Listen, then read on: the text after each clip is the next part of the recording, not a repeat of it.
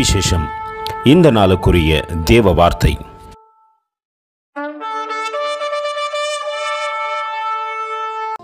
And David was displeased because the Lord had made a bridge upon Uzzah, and he called the name of the place Perususa to this day.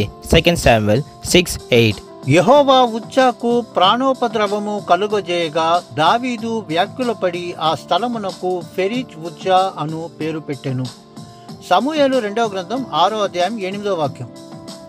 அப்பொழுது கர்த்தர் ஊசாவை அடித்தது நிமித்தம் தாவீது விசனப்பட்டு அந்த ஸ்தலத்திற்கு இந்த நாள் மட்டும் வழங்கி வருகிற பேரேஸ் ஊசா என்று பெயரிட்டான். 2 சாமுவேல் 6:8. அன்பின் தேவ பிள்ளைகளே, ஏன் தேவன் ஊசாவை அடிக்க வேண்டும் என்று பெரிய குழப்பத்திலே நாம் இருக்கலாம்.